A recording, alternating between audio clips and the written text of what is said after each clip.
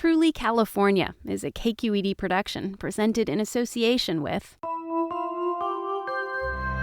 Cal Humanities.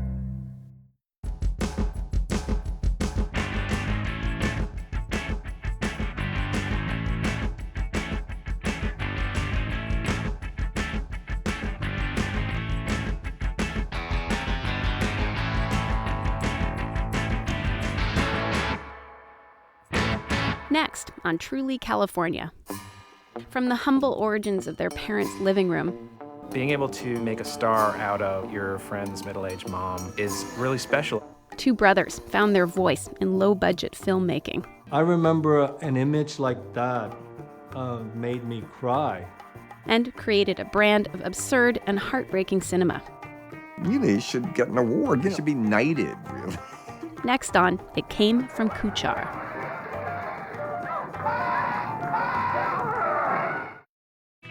Support for Truly California is provided by the members of KQED. Hooray for Hollywood, that screwy ballyhooey Hollywood, where any office boy or young mechanic can be a panic with just a good-looking tan, where any barmaid can be a star maid if she dances with or without a band. Hooray for Hollywood, where you're terrific if you're even good. Where anyone at all from Shirley Temple to Amy Semple is equally understood. Go out and try your luck, you might be Donald Duck. Hooray for Hollywood.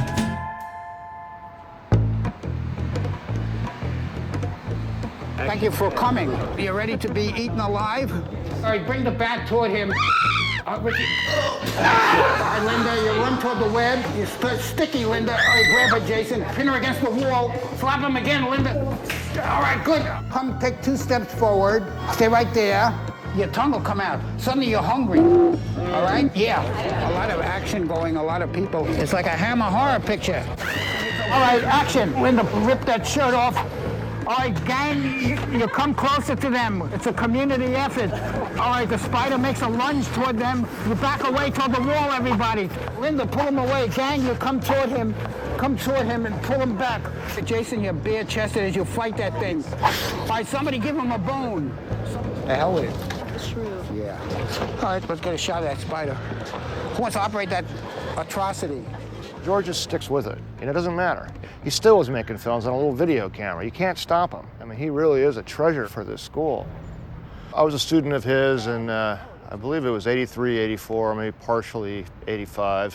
What I liked about him was that he was very sincere and truthful to what he was as a kind of a wacky filmmaker. We've got to add color to the scene.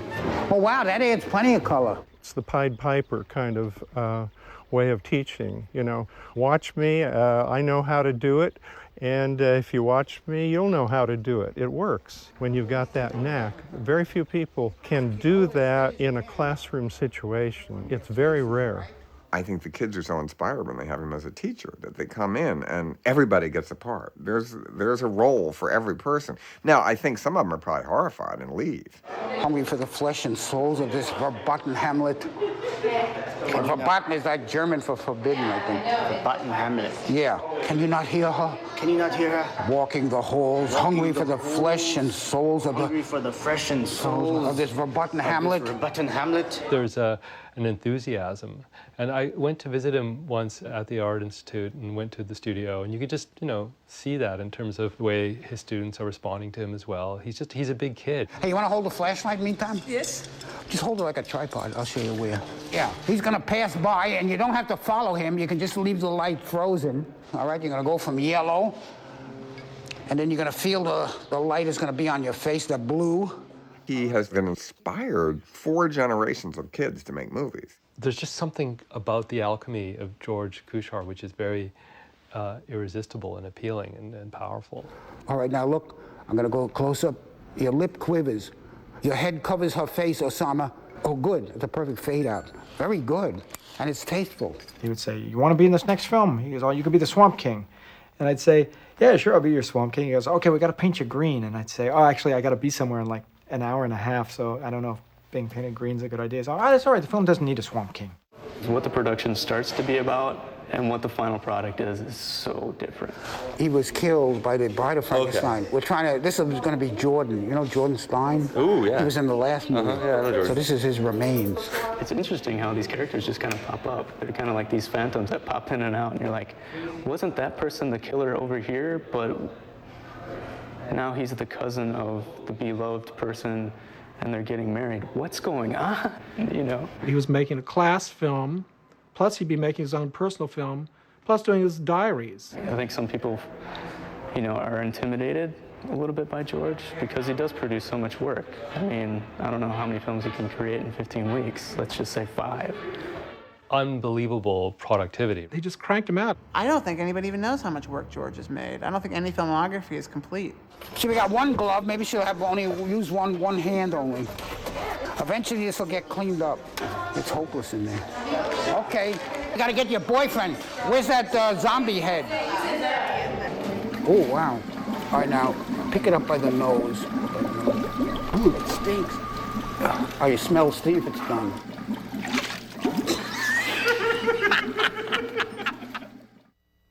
Not everyone digs underground movies, but those who do can dig them here. This is The Bridge in New York, one of several small theaters around the country where underground films are shown. But what is an underground movie? Like any art, cinema has the narrative aspect and the poetic aspect, and the so-called underground filmmakers are exploring the poetic aspect of cinema. I have no idea when I first heard about the Kuchars, but it had to be, I imagine, in the early 60s. I probably heard about the Kuchar brothers films from Jonas Mekas' column in the Village Voice that I started reading when I was about 12 years old in Baltimore suburbia. And they were my first really big influence in underground movies. Well, I first heard about George Kuchar's films probably back when I was in college, because I was really interested in what was then called underground movies, underground films. And they would be shown in special screenings, sometimes on campus. College film societies were really active then. And you have to remember, this is before video. There was implicitly a kind of self-celebration that we were all so cool that we were there, and that we were all so sophisticated that we could understand this work or even know that it was going on. Underground film is all about atmosphere. When you make a film and put it on DVD, it kind of undercuts this whole feeling of exclusivity and being part of the scene. We got used to going almost every weekend to some very strange place. Sometimes a theater, sometimes a storefront, sometimes a basement, sometimes just somebody's house. This was the classic underground film show, more of a happening. Mr. Warhol, will you tell us what a happening is? Nothing really happens.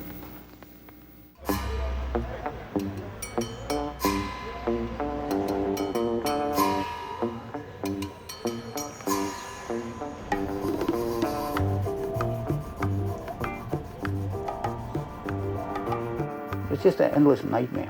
It piles up, the editing process. Oh, she's going up the stairs. They have these Christmas lights. They were hooked onto these Christmas lights. It was really one of the sexiest scenes in the picture.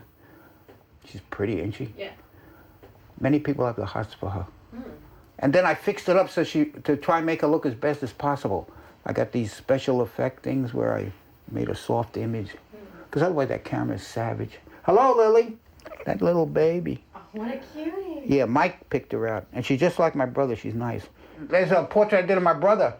My brother had gone to India. He wanted to see the Himalayas. He loves mountains. Mountains are always uplifting to see, and they're spectacular to behold. There's a John Waters Christmas card. I met him actually in the 70s. I guess he'd gone to some of our movies way beforehand, and I used to see his. I had read about the Kuchars and knowing about how they worked together, and they both made different movies, but they seemed to certainly work in the same studio, which was their mother's apartment in the Bronx. When my brother and I, we started out, it was an 8mm film. This was before Super 8, and that was a very small, despised medium. It was considered home movie stuff.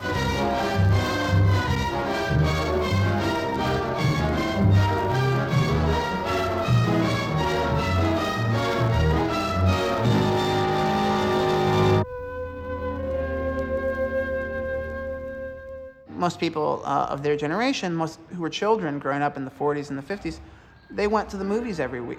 In fact, George and Mike were lucky enough to go to the movies every night almost. They went after school. It was like going to these temples and seeing these productions, and sometimes you'd see the same people again, but they'd be in different kind of costumes or whatever. And so it was always fascinating to me, and so I related to movies. As readers of film, not just watchers of film, as readers of films, they deeply understood at a really early age all of the generic conventions, like what a woman is in this film, what a man is, what the father figure is supposed to be, what the mother figure is supposed to be, what the girlfriend is supposed to be like. They understood all of these things from Douglas Sirk movies and other auteurs of that kind of 50s melodrama. Get out before I kill you! And they would watch these films, and they would watch them over and over again. While I was enjoying the picture or taking it, absorbing it, I was also technically seeing how it was made and the different kind of effects you get from juxtaposition of close-up to far shot and when the music comes in and all. When, I think at the age of like 11 or something like that, they were given an 8mm camera, it seems like a natural response that they would start to make these sort of homespun parodies of the films which they had seen in the theater. You tonight. Imitation of Life inspired me. The blonde, the man, the music, that whole scene.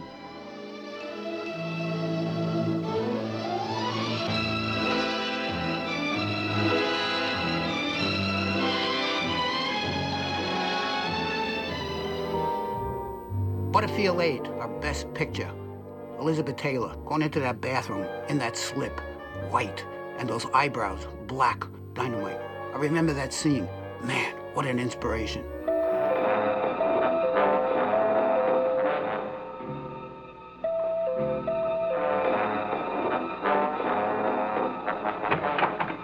I hear your sink is all clogged up. Where's the trouble? It's over there.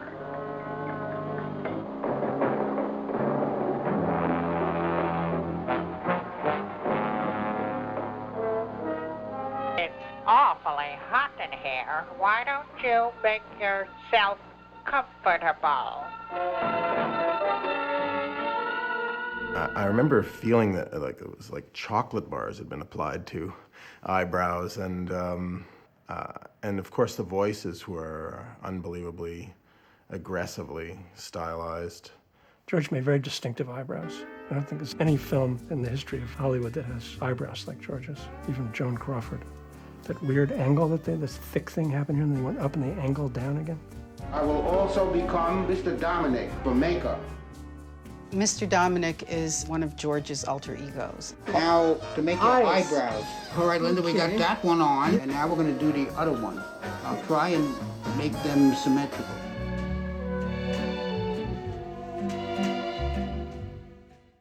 The stuff happening around them in the underground film business was hip and cool and seriously devoid of affect. The Kuchars were all affect. They just picked up a camera and did it. They didn't have anyone teaching them. They didn't go to film school.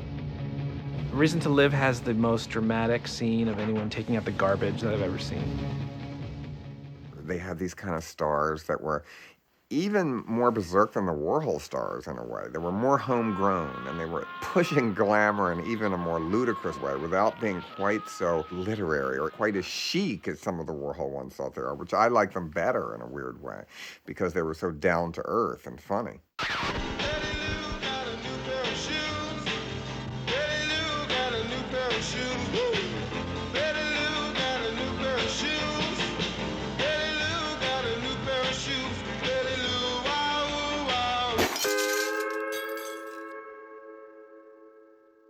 Best way to learn painting is to get those $2 Walter Forster books. You used to get them at the 5 and dime. And they teach you all about painting, how to put the different colors on. You save a lot of money going to art school. Here's a picture I had framed recently, part of my voodoo series. I read a book about voodoo when I was interested in occult matters. Oh, and here's a mixed medium that I did of Bigfoot from the Northwest.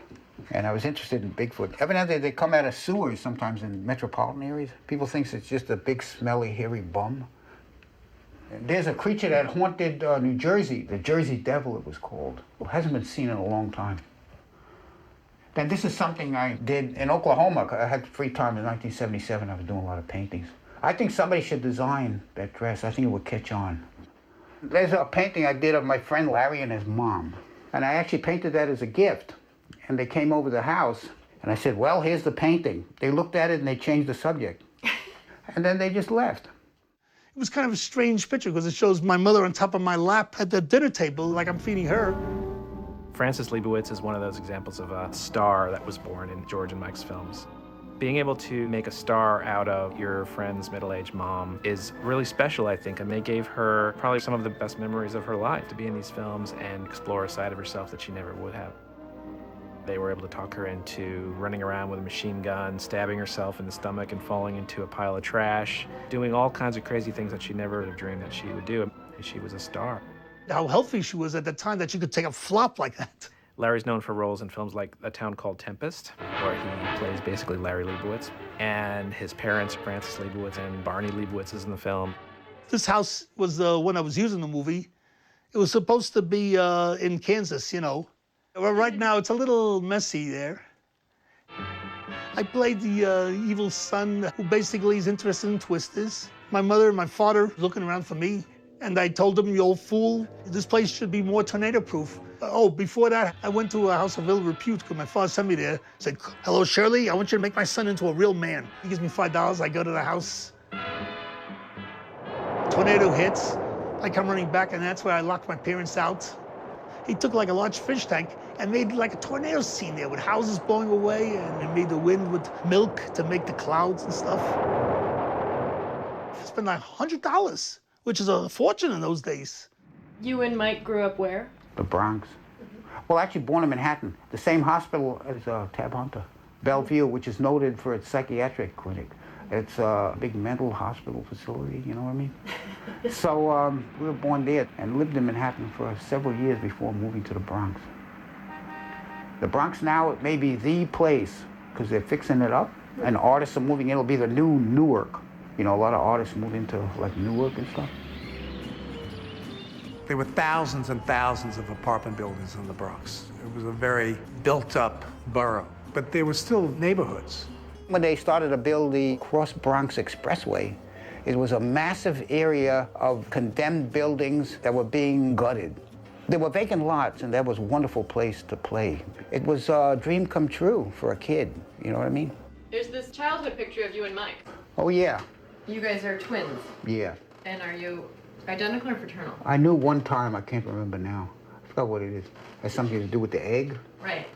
Are you two identical or fraternal twins? You know, technically, I never found out. You're kidding. I never know. But I remember being born. And I remember the sound of nurses, and it was like a comforting, like they were encouraging my mother. When they were born, they were identical. Now they're not. But in the old days, you couldn't really tell the difference. And then I remember being held upside down, I was slapped. And then I saw my brother on the opposite side, and they were going to slap him, and I was hoping that he was going to cry. And then he won't need to slap him again. It wasn't cruel, but it was like an initiation. That's my dad over there. My father was a truck driver. He died maybe around 12, 15 years ago. We like to talk about baseball and stuff like that. But he'd come home and he'd find my brother and I watching the Liberace show. Sure, Liberace was, he dressed well in that candelabra. Liberace playing the piano and talking. Yeah, I like Liberace. Or else we'd be watching Sheila Graham. She was a gossip columnist in Hollywood. I guess what I'm saying, we weren't too macho. Dad was a bit macho. He was a carnal man, and he had a very good eye for the ladies. And that missing figure is my aunt. My mom had scraped out my aunt. He liked my aunt to a great depth. That might have caused friction in the family. My mom cut out my aunt, but it looked like she got rid of some of us too, me and my brother. There's my dad and my grandma. Aunt is missing. Did your parents get along? I wouldn't go that far, you know. They were together. She would hit him with a carton of eggs once in a while, and he would disappear for quite long periods of time. It was a marriage. What more can you say, you know what I mean? Had its ups and downs. I had a parakeet. We had a parakeet. And the parakeet was called Lulu. She was a very intelligent personality. More like a cat or a dog, or even like a little person. And we put her on the turntable. We used to put it on 33 1/3, and the parakeet would walk on the turntable. Well, that was her exercise machine. Then we used to say, more exercise, put on 45. She'd gallop along at 45 RPM. Then it had a run when we hit 78. She couldn't run any faster than that, and then she'd fly off. And it was a very nice bird. She didn't like my father. Dad used to blow smoke in its beak. He wasn't very gentle. Sometimes he was a little rough with the animals. And there he is with the parakeet. Not a mean man. He had that kind of Cro-Magnon type of appeal. He blew smoke at her, in her face. Why? I don't know. It was entertainment. She didn't like it. The bird didn't seem to mind for a while, but then he used to put it on the ledge of an open window. Sent her out. The bird finally decided it had enough and it flew away. She never came back. We were heartbroken, especially my brother. I always remember her, little Lulu. She was a special bird with a good soul. But you know, adults are weird. You know, I think all kids understand that. We graduated in June of 1960. Here's George and Mike's graduating class picture. George and Mike and I were in the last graduating class of the School of Industrial Art in Manhattan. The three of us were from the Bronx, and also including Calvin Klein and Antonio Lopez. We were all Bronx boys. And above them we have Donna Crness. Donna was a Brooklyn girl. In the creative writing class, when it was George's turn to get up and read, he'd read about a woman in Central Park who looked like a hot dog in a bun, and he would crack us up. Donna was a class president. We were all studying advertising design. You know, I went to art school, but I never met artists.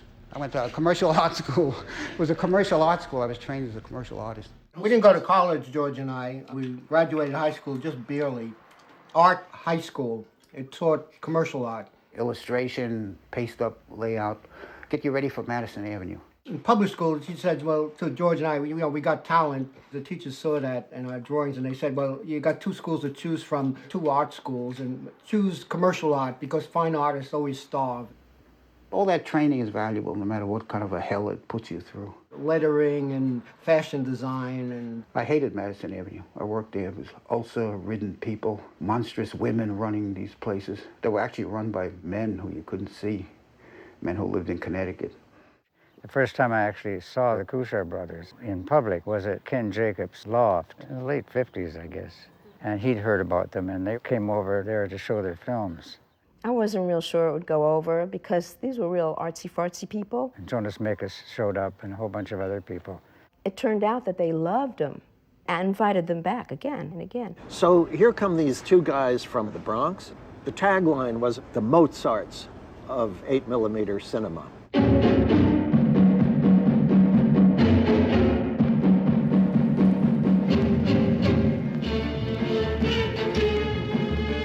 Stars Bob Cowan, who's in a lot of their early films, as well as Donna Crness.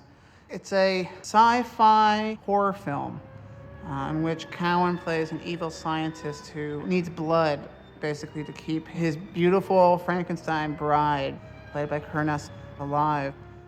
I was the mummy. Yeah, I needed blood.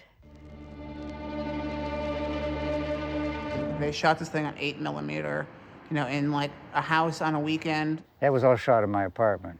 I guess Mike actually shot most of that. Just the conception of the piece itself is just this dynamic. Special effects, there's animation in it, romance, tears, blood, murder, aliens. You know, it has everything and more that any Hollywood genre film would have. I turned into kind of a monster with long red underwear on.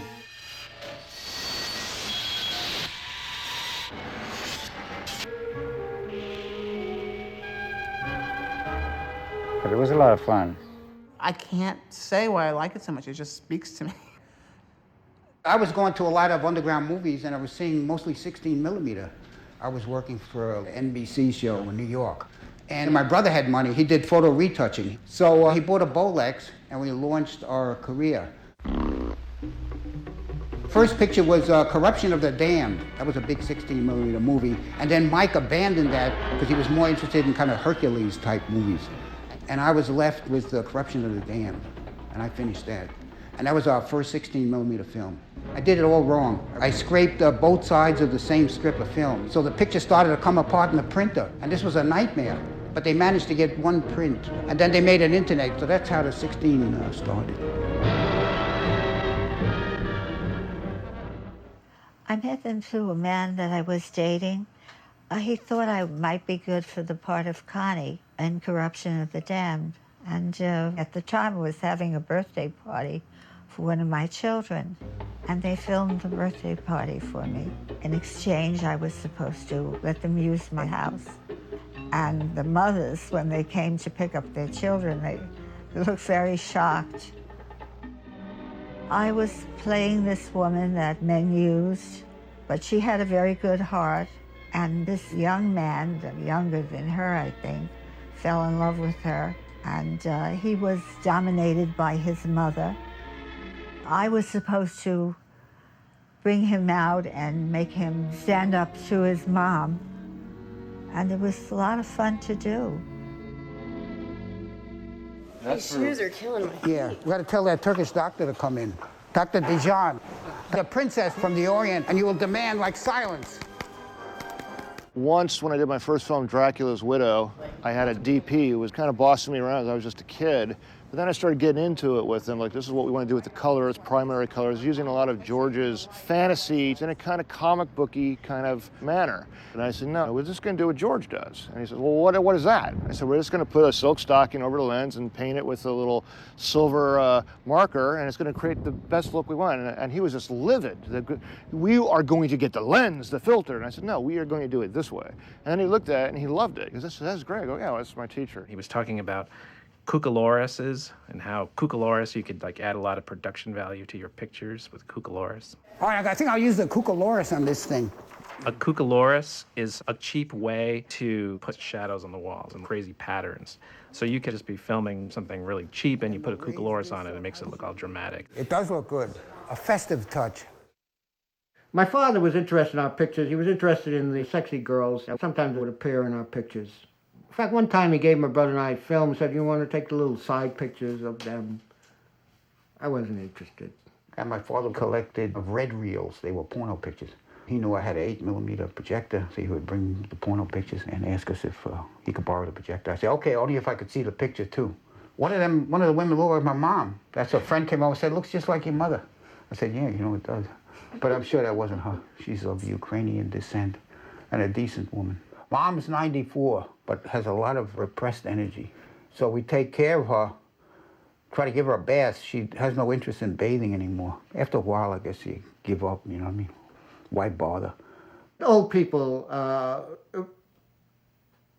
weird and also temperamental and silly and isolated and deliberately. Mom was a bookbinder. She used to have fights like with the ladies in the place. Evidently, it's kind of hair-raising, bookbinding business, a lot of women together in a factory. He takes care of her in the winter. I take care of her in the summer. I go there 4 months. They brought us into this world and they nursed us and took care of us. That's just a natural responsibility I have. Just parent needs to be taken care of. She would like us to be married and work in a bank, at a good position in a bank. She used to be my producer. In other words, she used to lay out money so I could finish the pictures, and I'd always pay her back. I know that she was supportive of them making films. I mean, she was the one who got them their camera. I think their mom, in one way or the other, she's in all the films.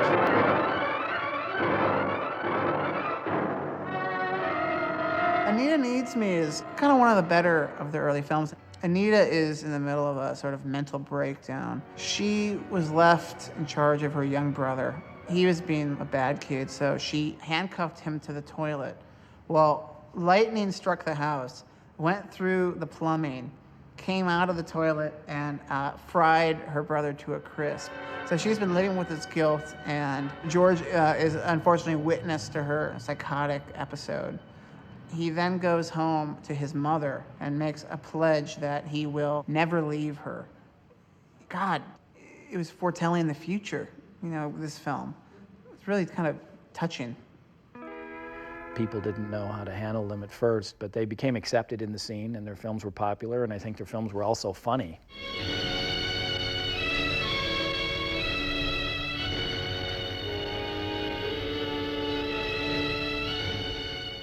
Many of the other films weren't funny. And other filmmakers were making more formalist films and structuralist films where very little happened. Warhol was making films where nothing happened.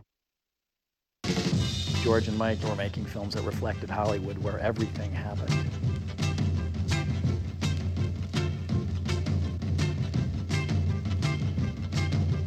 George and Mike were real auteurs. They thought this whole thing up, and you could tell they were heavily directed.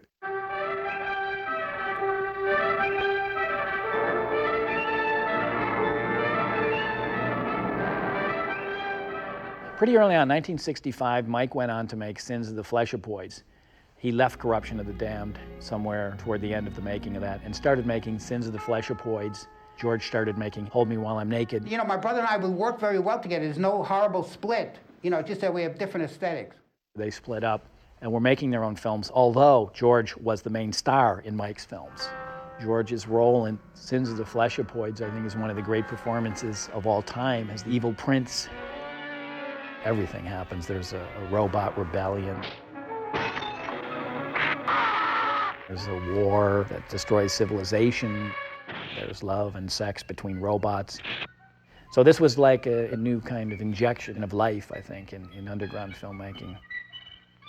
You know, in those days, the underground was really feeding the mainstream in a lot of ways. So if the mainstream wanted to be cutting edge, everybody was looking at the underground. Barbarella came out at about the same time, and Jonas Mekas was a big champion of the Kuchar brothers, and he claimed that Roger Vadim had probably stolen some of his ideas from Sins of the Fleshopoids, and that Sins of the Fleshopoids was a much better movie. There is a scene in Barbarella where they make love by touching their hands together. And that's right out of Fleshopoids.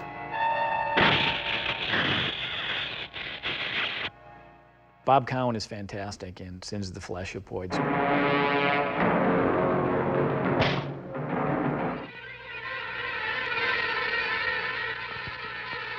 Well, I was supposed to be a robot.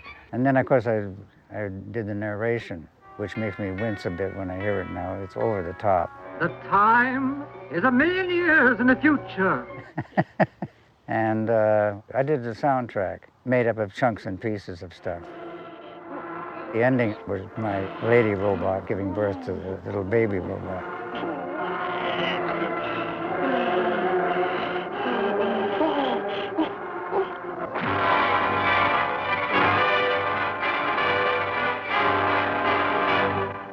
Sins of the Fleshopoids is, in a way, the central film of the whole movement. George is an actor, Mike is the director, the filmmaker, Donna and Bob. I think for me it all comes together in that film.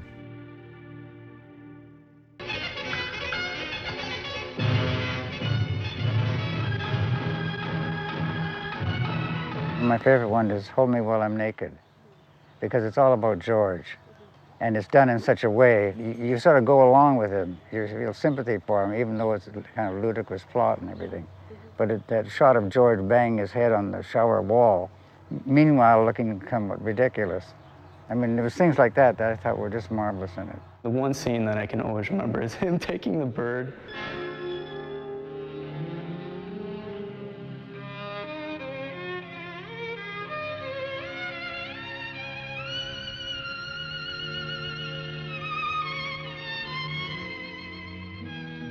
I remember an image like that made me cry. And and at that time it was very difficult for me to cry or even understand why that particular image made me cry. Because like I said, everything is so campy and over the top, and yet there was an unbearable humanity behind it. They're touching movies, you know, just they're very low budget. And I think he has turned that low budget into a visionary style, really, that nobody else would dare do. Okay, let's go. You're scared. You gotta get away. You have to run. This is it. Your life's at stake. Keep running. Put one foot in front of the other and just keep going. This is your greatest portrayal. You're a star. This is gonna be your biggest picture. Keep running.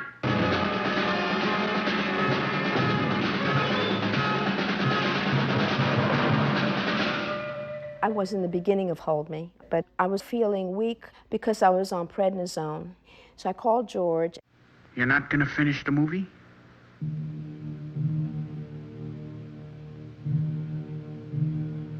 And you know how he is. He said, "That's okay, Donna. Okay, Donna." He was devastated. I know he was, but he'd never show that. He went on to finish the movie. I think what it turned into was his devastation, along with his other devastations about things in his life that maybe bothered him. We were laughing at it and yet crying at the same time when he's lying on the floor with film all over his face, the cuttings of movies, and calling people who are saying, no, no, no, I can't see you now, and they're all having their own personal sex life, and what is he doing? He's twirling in the shower with mother's calling him to eat his pork chops. Philip, it's me, Mom. Get out for Christ's sake. You've been in there an hour. The food's gonna get cold. Get out already. I'm sick and tired of hanging around the stove all day. I want to get out too.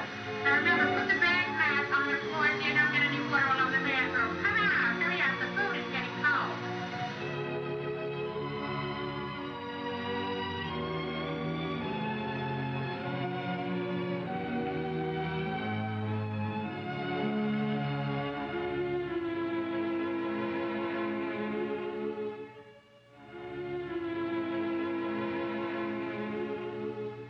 There's a lot of things in life worth living for, isn't there? I never knew anyone who could make you laugh and cry at the same time. And that movie did it. That's a very powerful movie. That's why they're so endearing, I think, because they're funny and serious in equal absurd amounts. The Craven Sluck, starring the very talented and lovely Lorraine Connors, whom we see pictured here. The early films, we didn't speak. We just had to show emotion. But this one, I had to speak, and I was very nervous about it. Good Lord, we're being attacked by flying saucers from another planet. I must flee to safety. I think Mike just had me run out. I didn't know what he had in mind, but I just ran. I didn't know he was eliminating me from the whole movie. They really are bohemians that believe that going after money is selling out in a way. And I think no one can imagine that people used to think that way anymore, but they did. Whole ideal of the underground is to be a non-careerist, not to work your way up the ladder, but to express yourself. And they are true underground filmmakers, and there's very few underground films I've seen really anymore. And they continue to make them. And really should get an award, they should be knighted, really. Something very heartfelt about them. Something, I don't know, not quite unashamed, but unconcealed, maybe you could say. There was something strikingly open.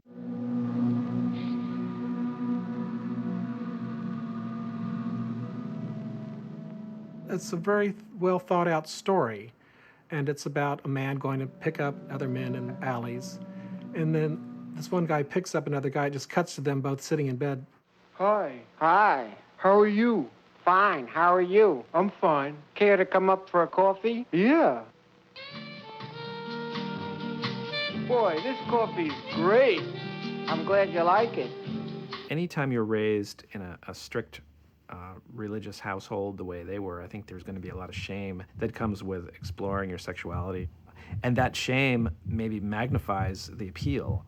I mean, the fact that there are certain things that were forbidden to the twins probably made them seek it out all the more. I knew he was Catholic, and I knew that he had questions. When you're raised in a religion, you have no choice. It's just a part of you, whether you like it or not, and it depends on how you deal with it. They used it in their movies, and that's how they dealt with it. On a personal level, they didn't talk about it. I know they went to catechism and Catholic school, and George kind of shied away from all of that when he realized that, he was starting to pray for things and getting them. But he was praying for kind of all the wrong things and was, being blessed, so to speak. I was raised a Catholic, and that's a great inspiration for my movies and themes and my pictures. The church itself with its pageantry and its incense, and when it was Latin, it was quite beautiful. The priests and the people suffering, and the nuns, you know what I mean? The look of it probably will never leave me. Do not follow your base desires. Oh, how base and can it be? restrain your appetites. Restrain my This doesn't appetite. mean eating. No? It means every kind of appetite. I watch the Catholic television network. It's run by a nun as a CEO. Gossip is an appetite. Yeah, I have An that. appetite, you can't say one word about somebody that's nice. Oh, I'd say things nice. She's so interesting. She's got a sense of humor, and she's also aggressive. In other words, if you haven't committed adultery or fornication, or you haven't lived life, that's life? Well, a dirty life. I don't know what you're saying. Maybe tomorrow it'll stop raining and I'll turn that damn TV off, but in the meantime... Temperance is a moral virtue that moderates our attraction to pleasure. Ooh.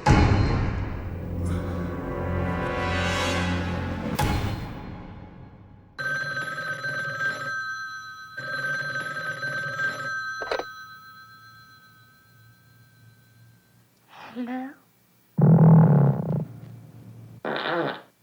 It's hilarious to try to decide whether George's films are coming from a place of freedom and defiance or a place of shame. I wouldn't know where to start. George is a little more interested in the organic grime. There is a close-up of a turd in the toilet, which may have led the way to the ending of Pink Flamingos. I don't think I had ever actually seen a turd in a movie. That was, even today, that was a fairly rare shot. I used to go to the movies and I would see these pictures, but they never had toilet bowls in them. Yeah. Big movies. Because people didn't go to the bathroom. They didn't go to the bathroom, and and so I decided to change that. So I was making my movies and putting toilets in there. Then I decided, why not put a turd in there? And I would get Sergeant's dog food. I don't think they make it anymore, but it looked just like a turd. You could mold it. It was the right consistency.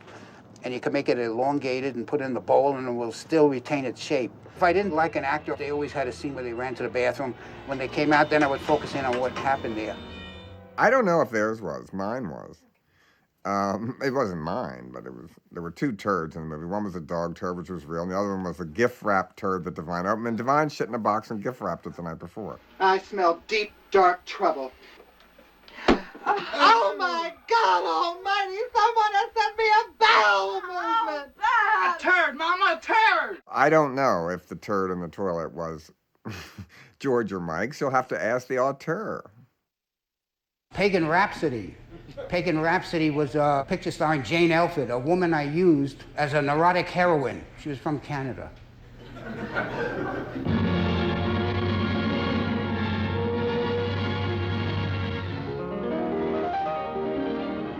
In George's Pagan Rhapsody, she falls in love with this guy who's homosexual. But, well, they do. Eventually, they make it. He gets together with her at the end of the picture, but he didn't know how to react to what he had done, so he, throws up. He throws up, and then she hears all this racket, and she runs out of the bed, and she slips on the vomit. Oh my God! Yeah. His real vomit? No. Oh. George made it. The picture was about the underlying organic horror of existence, and she did it. She was a very good sport.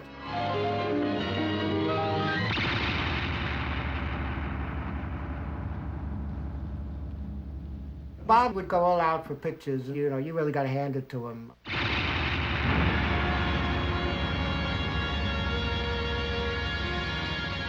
He was a great ham, and he was very inventive.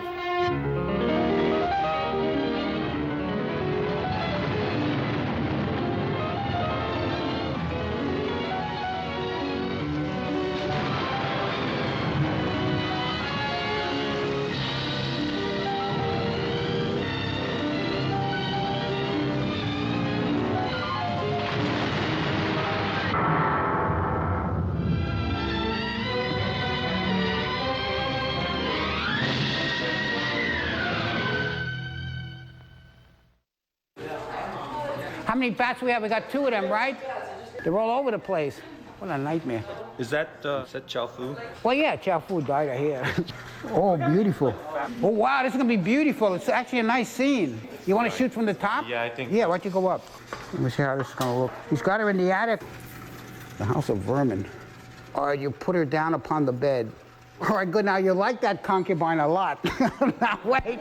All right, now, wait. Now, I'm going to go for the close-up. And you take the hair. Suddenly, it just sort of slips off. You don't like what you see, but you try to be romantic. Richard, to get down upon her neck. Karen, throw your head back on the other side so we see Karen's face. Suddenly, you hear something at the door, Richard. Concubine. You wonder, too. Oh, boy, good. You look creepy. Excellent. Very good. All right, you're going to take a break. Okay. All right? I had been making movies, and then I met Larry Jordan. Larry Jordan was teaching at the Art Institute. and we had a show together in Cincinnati. I liked his films. I started showing his films at the Art Institute. And he said, would you ever want to come and teach a class in the summer?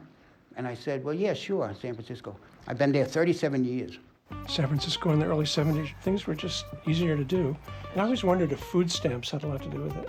Yeah, it was an incredible time here. I mean, it was a very, very rich time in terms of culture, in terms of politics. There was so much sort of street theater, there was so many eccentric people that were just on the streets and sort of living out their art on the streets. There was an easygoingness to the underground scene. The price of entry was very low. You just had to basically be energetic, excited about what you were doing. When I got here in 1976, it was just really the explosion of gay life in the Castro, and yet it was also still a major continuation of both the counterculture and politics of the 60s. I think I met George probably within a year of his arrival in San Francisco. I came to San Francisco in 1970 to be part of the burgeoning underground comics scene there. Robert Crumb lived in a hotel on Valencia Street. Art Spiegelman arrived, and Art and I put together Arcade in 1975, and of course we invited George immediately. I saw his early comics, and I said, you've got to do stuff for Arcade. There were cartoonists, actually, I remember, who objected kind of that George was being pulled into Arcade because he wasn't really a cartoonist. But he seemed to be as prolific a cartoonist as he was a filmmaker. He had the chops. Art Spiegelman called me up. There was an apartment available next to him. And his girlfriend at that time became one of our stars. I met George and Mike in the 70s, early 70s. But I saw her and I said, that woman has potential to be in a movie. And my friends were nuts about her also. So we made her a star.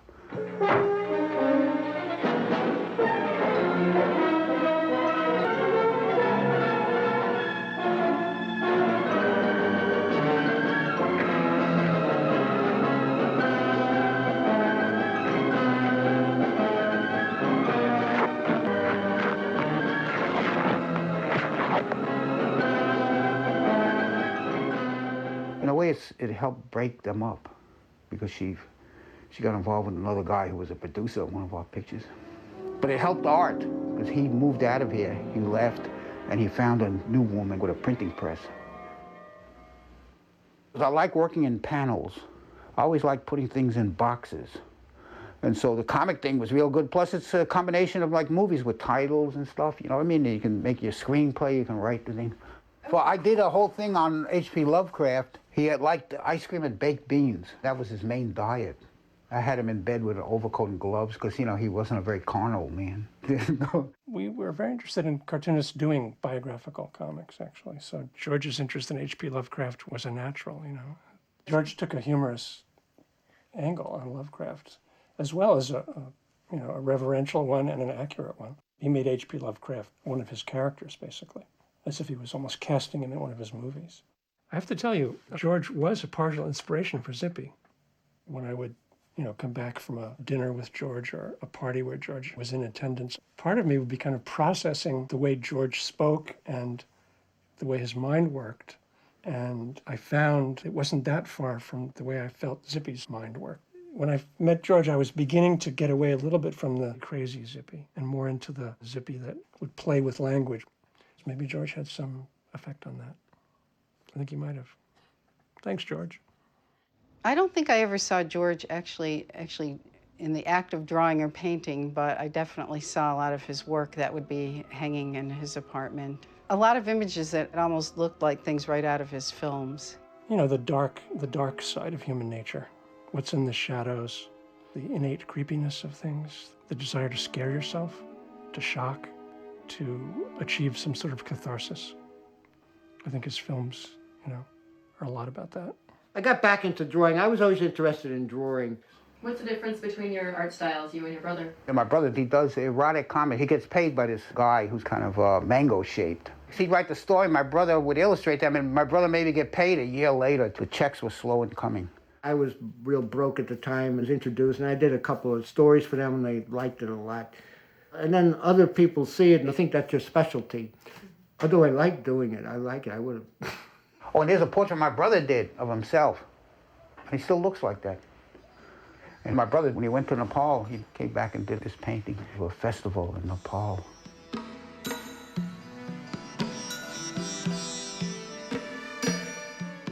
Well, he came to one of my classes just after he'd been to Kathmandu, and it was marvelous. He got an airplane ticket to Kathmandu, got off the airplane, and he walked up a mountain shooting film, and he walked down the mountain shooting film, and flew back, and he brought it to the class and showed us, and the footage was gorgeous.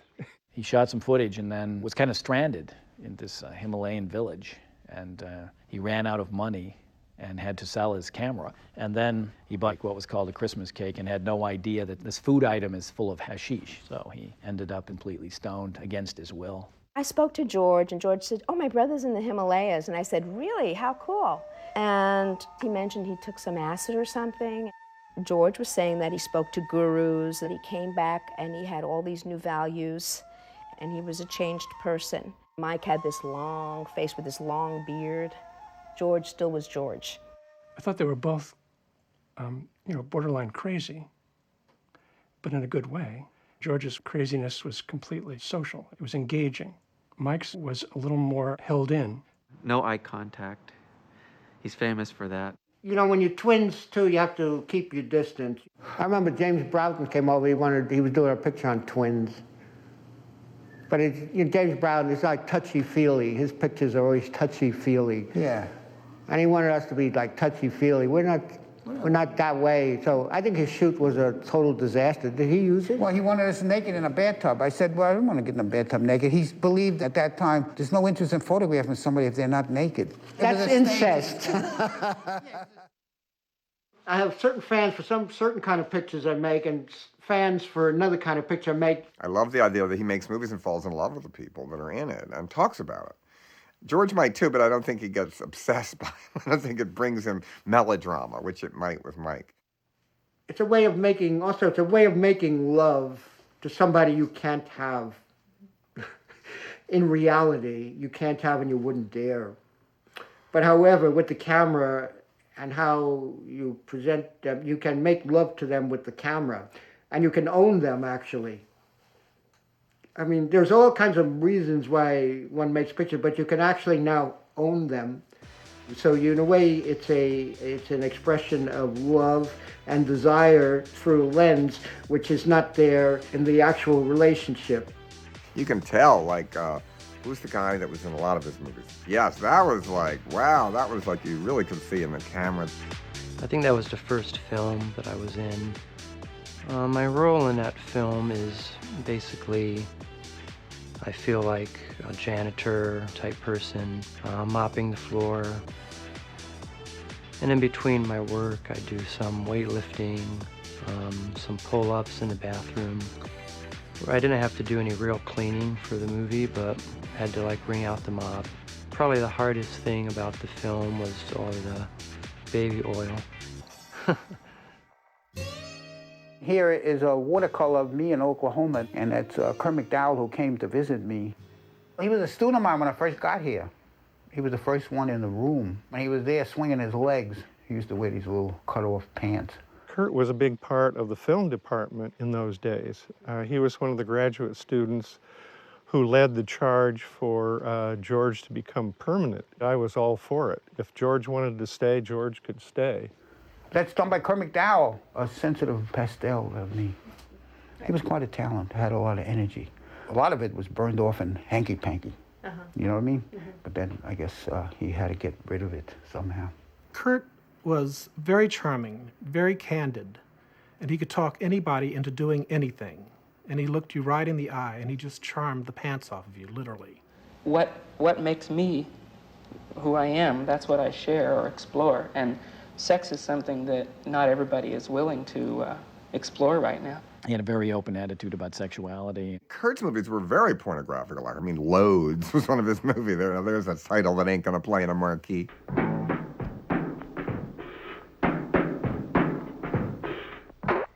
It really was just a portrait of man after man showing himself. There was something really sexy about having him wear my underpants, which I did. Well, it did shock me only because that Kurt would release this. You know what I mean? We've all had bad nights. It seemed like a lot of bad nights to me. But maybe they weren't bad to Kurt. And that's another one. So you knew Kurt really well. Well, he liked painting. So I was a subject. In his diaries, he tells just how much he loved George. There is no doubt that the love was there. Curry said, why don't you join with us and write the porno picture, because we can make some money. I knew we wouldn't make any money because anything I work on is a financial disaster. He gave the general outline, and then I wrote the screenplay, and that's how Thundercrack was born. I don't think Thundercrack was unusual. Thundercrack was, well, wait a minute, let me rethink this.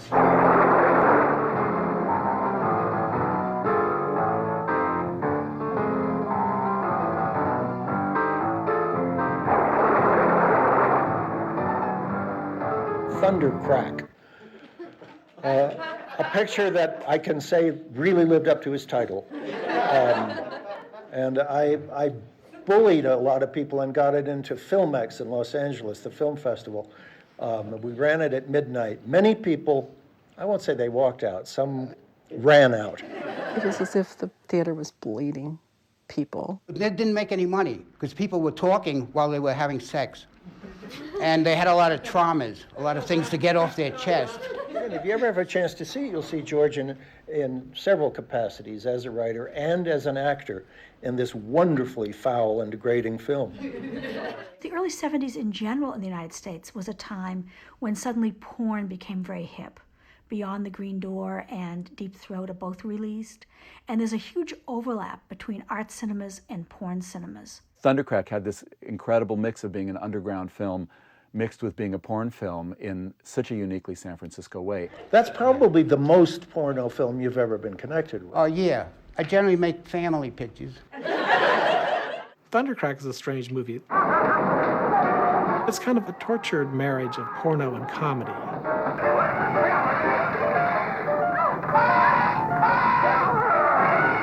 It's really weird because you can't tell whether you're watching a pornographic film with other parts fit into it or a regular film with pornographic pieces fit into it.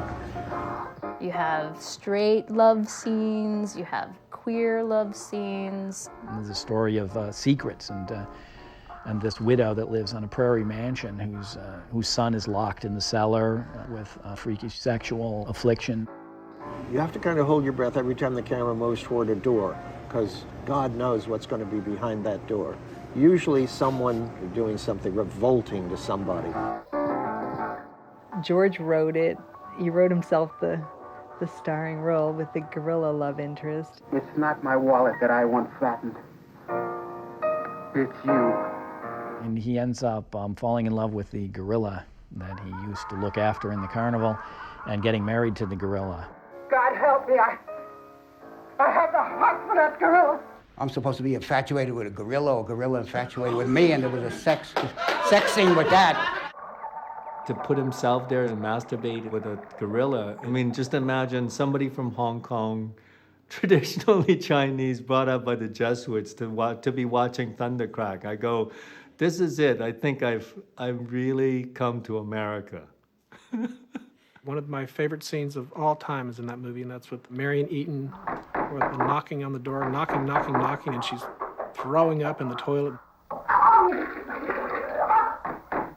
throwing up on her wig, and she keeps ignoring that knocking. She puts the wig back on anyway. Oh, why'd you have to come without calling, Miss Cassidy? George creates an uncomfortableness in people. He wanted you to be uncomfortable. And I think he was uncomfortable a little bit too. And I think that gets into the film.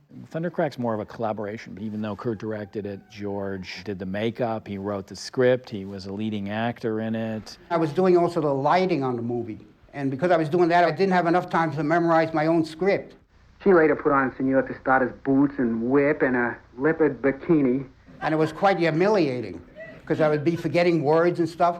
But it added a kind of manic intensity. Have you ever seen an ostrich run down by a wheelchair? But Thundercrack is very much a Kurt McDowell film in the way that it depicts sexuality. Kurt thought anything sexual was wonderful to be celebrated. George thinks of it as something associated with guilt, horror, and to be ashamed of. In Thundercrack, that big collaboration, you can see the different aspects. You can see where George added guilt. You can see where Kurt added the joy. I think it was a great combination.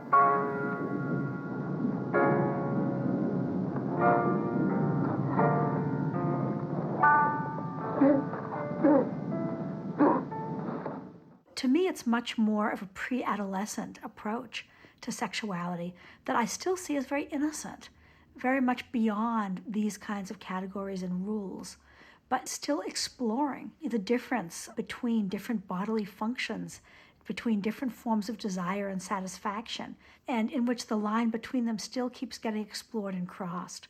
That's much more the way that I see George's universe as belonging to either a heteronormative or homonormative kind of filmmaking or narrative.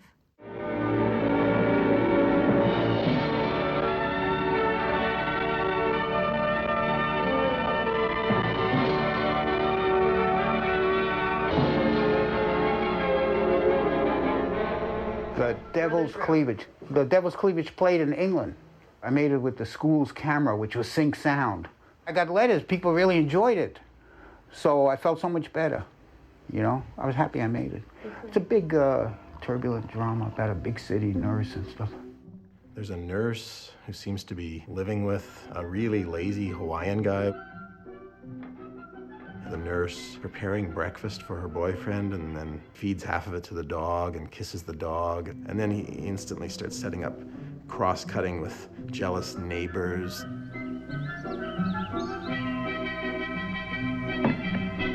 How's your husband feeling these days? Not so good. Maybe if you both slept in the same bed, he'd feel a lot better. She goes to visit invalids and dumps mason jars full of either homemade soup or vomit or something on their floor. The movie just instantly started to sprawl out in many different directions. A strange interrupted plot line that happens, this kind of sense that time is not the same time that you're used to in movies that have linear storylines. George would focus on a scene in such an intense way that you would actually forget that the main character hadn't made an appearance in half an hour. I also remember a woman, I think it was a woman, lying in bed, looks a bit like Leatherface from Texas Chainsaw Massacre, and her daughter starts screaming at her and then dumps a bedpan on her. George's movies seem to be rooted in B-movie traditions, but he plays with every element of them to such a degree that you're literally being pulled in and out of the story, almost as if, George has gotten into your brain and he's taken over. In general, a kind of a mini nervous breakdown as you're watching the movie. You don't know what you're looking at, or your feelings are being probed in ways that they've never been probed before. Very visceral filmmaking. Something else that stayed with me is the frames were really busy, I remember. There were all sorts of clotheslines, and the actors got to pull underwear off of lines that were crisscrossing the frame while they were delivering lines. The movie I really want to be able to quote, but I have to be able to see it again and again and again to do it, is George's The Devil's Cleavage. What are you doing carrying vomit around in a plastic jar? It's not real vomit, Frank. It's artificial. I mixed it myself 4 days ago. You expect me to thank you for making it fake? I just remember it having one line after another, each one eclipsing the previous one. Never foul up your own nest. This is not my nest. It could be. Go lay an egg. A golden egg, Ginger, one we could share for life. In the center, you'd find it's only rotten. I stink, Frank. I stink so bad it scares me. Then let me take you into my arms and fumigate that beautiful body.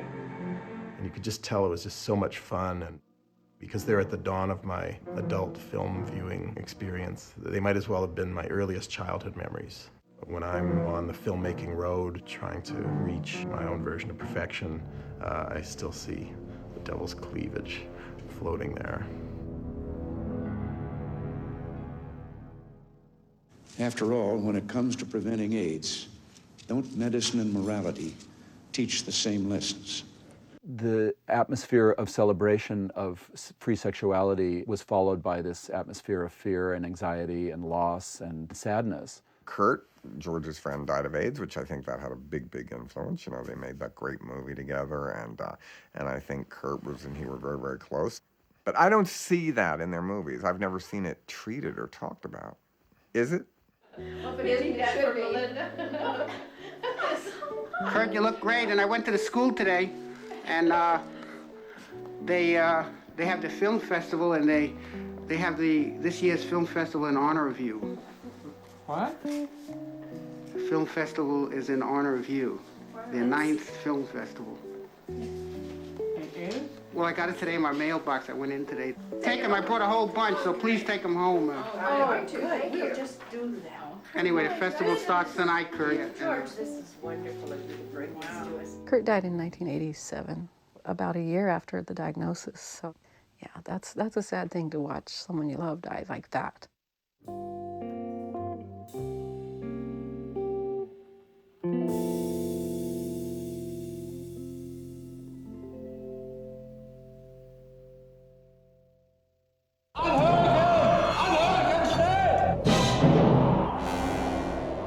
George's Weather Diaries. Weather Diaries. The Weather Diaries.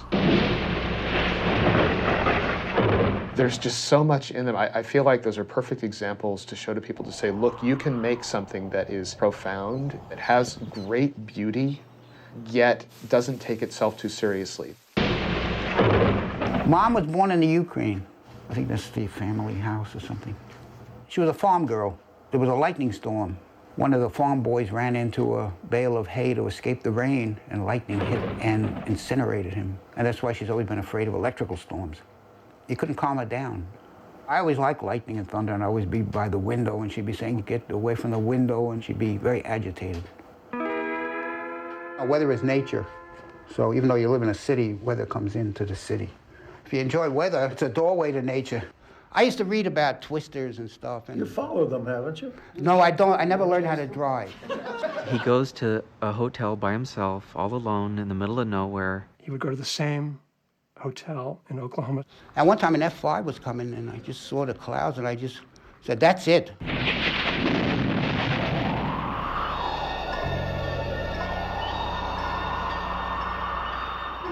Wild night in El Reno. He just had a camera and he just shot on this wild night, and it's a beautiful film. It's about rhythm, it's about the change in the visual because of the weather, and it's a more abstract film. It doesn't have a real narrative. Something about the way he captured the sense of people at the mercy of the elements. This is one of my favorite letters. This is from George, from room number 5 at the Reno Motel, 24 Sunset Drive. And dear Adam, I'm here in Oklahoma on a vacation till June 5th. Here's the part where it gets interesting. Hardly anyone comes here to vacation, so there's nobody around. The other day I went out to sunbathe and swim in the nearby lake and never saw another living soul except some ducks. The motel is now a nursing home for the elderly. I pay $65 a week and get free toilet paper. Plus, they like to wash my clothes. I've been coming here for over 10 years because I enjoy the turbulent spring weather on the plains. Some of my videos document the domestic ordeals encountered in this dwelling place. Last year, I was the only one in this motel because the family was remodeling it. They put me in the only unit still intact and built around it. I mean, just these images are incredible. Anyone else would find this a little nightmarish, but, not George. Pepe, be careful, don't fall down. Be careful. It was a little noisy during the daytime, but they stopped hammering in the early evening. I was out all day anyway. I work on my tan in isolation. Best regards, George. He works on his tan in isolation. What a metropolis. Amazing. Just alive, crackling with energy. I better get out there and experience the megawattage. George kind of pioneered this type of filmmaking from early on, turning the camera on himself and using it as a diary, which is very popular today with video. I'm fascinated with the diary films and the videos that he was making in the 80s and the 90s. A lot of them are portraits. I think he just wanted to share with an audience what he saw that was special in these different artists or people that he connected with on some level. I answered the door, and there's George. His video portrait is starting right there. as we opened the door, he had the camera right on us. So George says, oh, do you mind if I join you? He said, no, come along with us. So of course, George is videotaping the whole way. Went and had lunch together, and he was like playing with the camera, like holding it and like holding his drink up to the camera and just goofing around. And it was next to a place called World of Stools and Tables and Bar Accessories. He filmed it to where you just saw a world of stools. I'm going to show you where Mount Shasta is, Tippy. It's up there. A long ride, baby.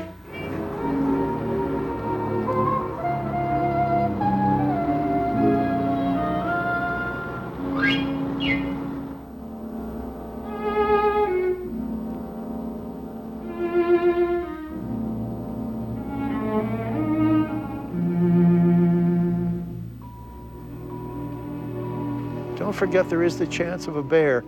Buck, how about that trail? Are we able to do the Telluride Trail downhill? From here down to down there? Yeah. The thing is, we would be so much older by the time we got down there. It's like going out of Shangri-La. We'd just wither and die like the aged creatures we're supposed to be.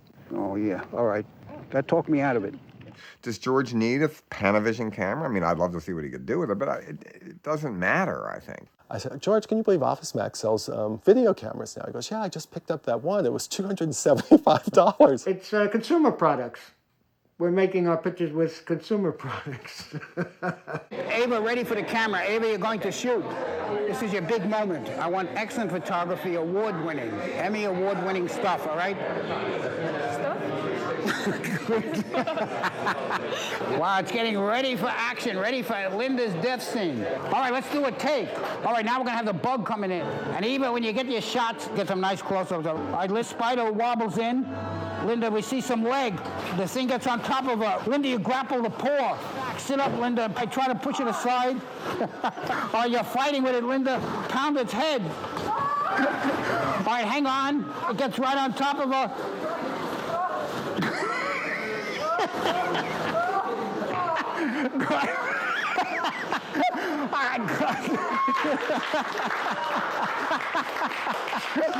Well, that was a good scene. Thank you so much, Linda. George, a couple years ago, showed one of his class pictures that had his muse, Linda Martinez, in it, in various states of, well,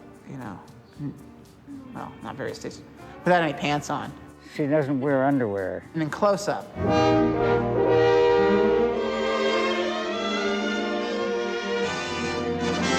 I thought, oh, George, this is a little too much for me to take. And, oh, Andrew, you don't like it? I'm like, I don't think I like it. I love the fact that he brings in someone like Linda Martinez. When I saw her, I said, oh, this is fantastic. People are there who are older and either partially or completely disrobing, which is definitely a shock and probably a kind of taboo. So now every time he says something to me involving like new picture, I'll say, don't worry, Andrew, Linda keeps her pants on in it. When I first started working with George, I was nervous the first couple of times, but then I found out that I love this.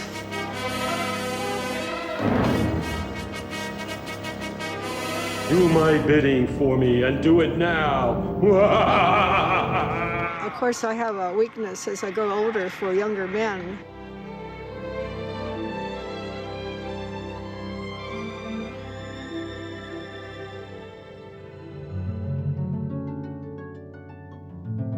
He represents all the young men that there are in the world. And he also represents mankind. Here I am 70, and boy, this is an age when you really shouldn't be showing your body. I don't look too bad as long as I have a paper bag on my head. You know what I mean? The rest of me don't look too bad. Okay. Lentils. Homemade, it's my own special recipe. Oh, Linda. Hot chili, hot green chili. I love hot chili. For you, I'm afraid it didn't get hot enough. No, that's all right. Linda, like this is wonderful. This is a holiday treat. It's better than fruitcake. Bon appetit. It's perfectly spiced. Mike and I last summer, we did 3 short films together. My pictures are never written out beforehand. I find out what they're about as I make them.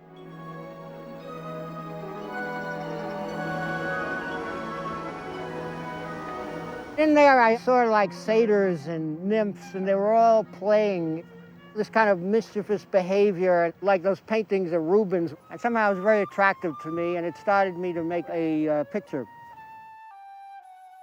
I think Mike's films might have been more psychological dramas. Where you don't need a story, you don't need a plot. More serious and introspective. Some of his films are very sinister and disturbing.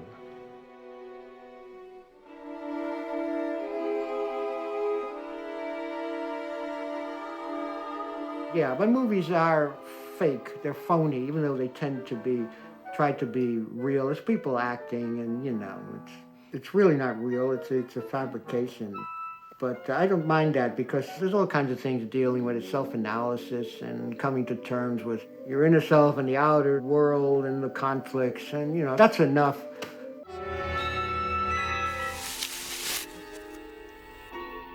Sometimes you get a feeling they're meant to be made. You have to tap into your subconscious, to a picture that's already made inside of you, but now you've got to bring it out into 3 dimensions.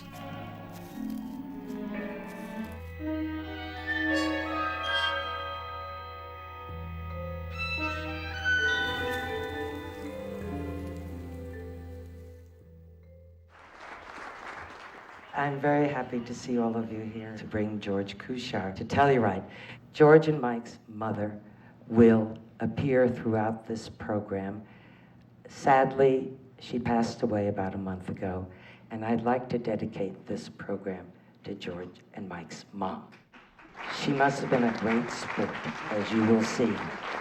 No, Mother, I shall never leave you. I won't be like Daddy. Never will I leave you, Mother. Thank you for dedicating this program to my mom. I used to do her makeup, and yeah, it was rather strong makeup. But she would get good reviews in the picture. In fact, one of my big UFO movies was panned except for her. I put a little milk and I season it and green parsley, and then I stuff it and I take it, then I bake it. Simple as that. She got a good review. I never forgave her for that. She actually was quite glamorous. I've seen early pictures of her.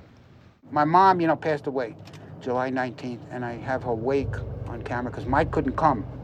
And, I said, this way my brother can also see. And I wasn't sure, because I don't like photographing things like that, be disrespectful or stuff. But then I'm glad I did. My mom's sister's 98, so I got scenes of her, and she came in, and she was the one that really shed tears at the funeral. It was like an old world funeral where emotions well up. And take care. Thank you, sir. Thank you, George. Bye now. Thank you. Bye, Mom. I'm safe.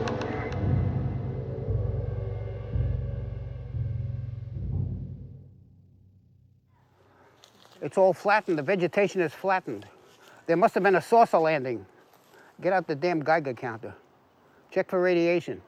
George is interested, he's interested in UFOs. He had some unexplained things happen in the sky that he was somehow related to. When George is telling you about personally having experiences with alien beings or seeing UFOs or being tracked by UFOs, you believe it. I believe that George was visited by extraterrestrials. I believe that he's seen UFOs. I don't know why, but I just do. There was, in California, a whole bunch of them you would hear on the news and stuff. And I always said, oh, weird. But then there was one on 17th Street. Late at night, I took the dog out for a walk, and it was a big glowing red thing. I thought it was a red spotlight on a helicopter or something. But then it dropped a little yellow ball of light, fell out of it and vanished. Then it went up diagonally in the sky, and it became the classic shape. It had a dome. I said, oh, it's a flying saucer. I said, no, that's ridiculous. What a flying saucer. And I watched, and it went up the sky and became round again, and it started pulsating. And then it changed the lighting completely, and it started blinking from yellow to white like an airliner. Then it broke in two, and it had pixie dust. And I said, oh, what the hell was... I couldn't believe it. I said, oh, you mean they're real? And that started me on a whole thing about flying saucers, like study. Is this true? Because what if this is true? Maybe Bigfoot is real? You know what I mean? Loch Ness Monster. And so you delve into that weird flaky zone. And then I started writing letters to the investigators, people that were reading the books. And one of them was Jacques Vallée. He's a scientist. He was the model that Francois Truffaut played in the Spielberg picture. Well, the actual man lives here in San Francisco. I wrote him a letter. He came over, treated me out to eat. We used to go to Denny's. One time I was in Paris and had a free, weekend, and I went into the Pompidou Museum. and they had a show of George's movies. One of his movies has this character tracking Bigfoot, you know, and all these things happen, and she keeps losing her files. Essentially, everybody is going crazy as these phenomena are happening around them. And in a way, he's tapping into the magic of what's just at the border of reality. You offer them food, and they usually don't know what to do with it. Would you take food from them? I may, because you know what? Sometimes they make pancakes. How do you know? Buck, I will tell you. There's a very famous account of a farmer, and a flying saucer landed on his property. He got out, the creature from the thing, I guess it was a humanoid, got out, and they started making pancakes. The humanoid started things, making pancakes? Yeah, they were short little people. They were under 3 feet tall, I think. But they ate humanoid cakes? They made them. They made pancakes. And they needed water, so they went to the farmer's home, and they knocked on the door. They said they needed some water. He gave them water. They made the pancakes, and they gave him a pancake. And he saved the pancake after they took off. And he gave it to the army, and the military analyzed it. To examine, yeah. Yeah, they even tasted it. It wasn't very good. But it was actually buckwheat. It was a buckwheat pancake, but not very good. And Dr. Vallée lives in California. It's a world out there that's kind of strange. So they have a choice when they get out of their ships of either penetrating a cow or making a buckwheat pancake. Yeah, you don't know what the hell they're going to do. Boy, oh boy. You know what I mean? There are lessons in here. It's a world of I'm mystery. not qualified to explain them. Boy, did I sweat it out to try to figure how am I going to tie this stupid picture together. How do you like that transition? That's a new one. He works in the cafeteria. It just happened to be sunning on the roof. All the tombstones were shaking. They were made out of paper, and I had to get an effect to freeze them. Maybe I'll put something on my finger. I fell off the bike, and it activated this arthritic joint. My fingers are all dry like a mummy. You need an ointment. But I can't. You're going to get all the equipment greasy. And now that it's finished, I'm miserable. I don't know what to do. I got to work on another movie.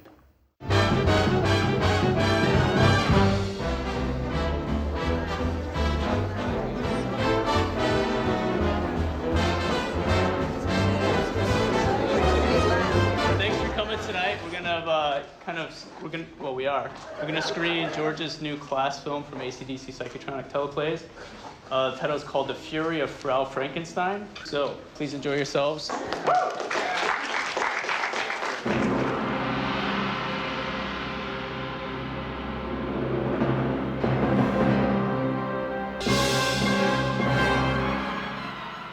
People wait for it. People wait all semester, you know, for the final week. But we're all waiting for this moment to see how George has put it together. So many students are involved in it, and everybody is curious who isn't in the class about what is going on.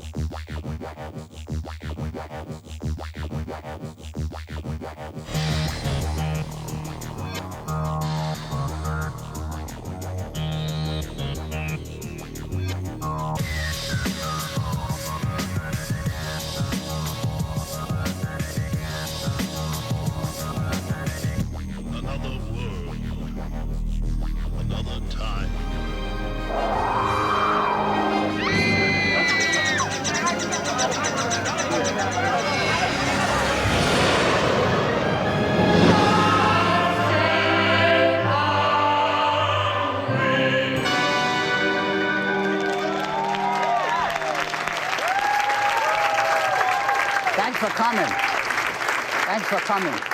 Hey, I'll give you a DVD. Thank you. I hope you enjoyed it. Oh, good. The European picture. How's the essay coming along? Thank you so much for sending me the answers to the questions. The colors turn out good, huh? Thank you so much. Another Linda Martinez picture. Oh, I hope you enjoyed it. Good. I loved it. International. We're trying to make it international. George, man, it turned out amazing. Hey, you were good in that dance number. Thank you so much. Hey, maybe I can stop in and do a little dance routine some other Please do. I think these got more. Well, you know, yeah. I electronically zoomed it a couple of times. Totally. You going back to Czechoslovakia or what? Oh, okay. We're going to miss you. You were good singing that song. Thank you. Have a wonderful Christmas. Thank you. Yeah. All right, George. God bless the Queen. Oh, there she is from the Netherlands. Yeah, good. Well, let me spell your name. Spell your name for real. Yeah? Because I was calling you IKEA the other time. IKEA is good. I hope you had a nice time. Yeah, I really had a nice time. Thank you. I really enjoyed the class. Well, thank you for singing the national anthem. Good luck and a safe Yes. flight. Thanks, George. All right. Yes, she smelled good too. Lior. Lior, I should remember. We have a student in Israel. I think she found a husband there. She had no luck here in San Francisco. You can look her up. I think she probably settled down there. The Fury, that's it, of Frau Frankenstein. She was mad as hell, and I don't blame her. The picture looked good on the big screen. I'm happy. Thank you all for coming. We hope you enjoyed the show, you know.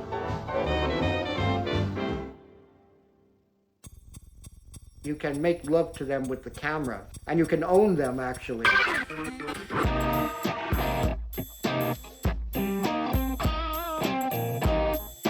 The vegetation is flattened. There must have been a saucer landing. Get out the damn Geiger counter. Check for radiation.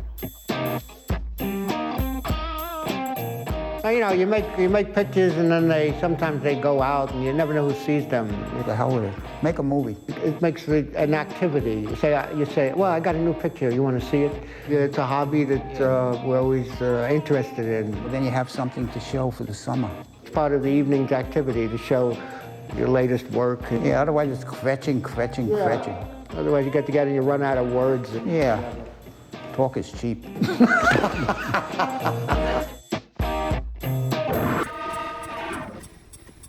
8mm. It's very small, despised medium, home movie stuff. She used to be my producer.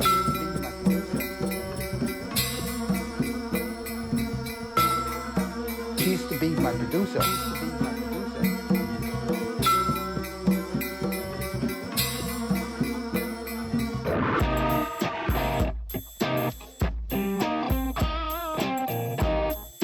The vegetation is flattened. There must have been a saucer landing. Get out the damn Geiger counter. Check for radiation.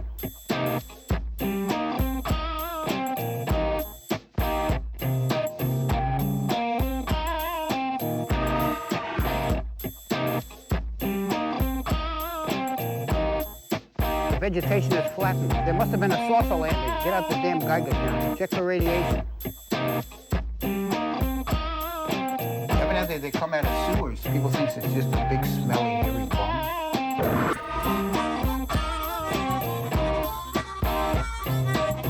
The magic of what's just at the border of reality. The magic of what's just at the border of reality. Well, he wanted us naked in a bathtub. The magic of what's just at the border of reality. Well, he wanted us naked in a bathtub. Well, he wanted us naked in a bathtub.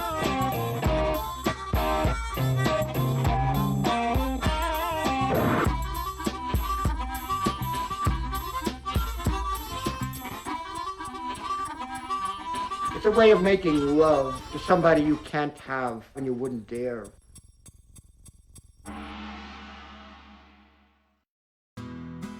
Want more of Truly California? Visit our website to watch previews of upcoming films, sign up for our newsletter, and subscribe to the Truly California Shorts podcast. It's all at kqed.org/trulyca.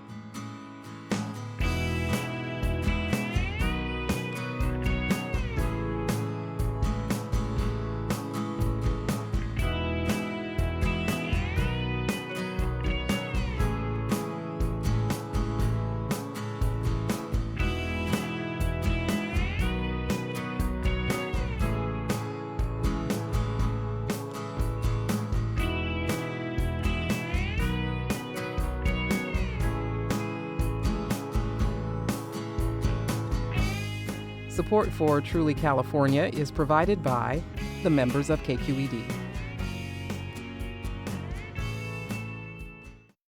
Truly California is a KQED production presented in association with Cal Humanities.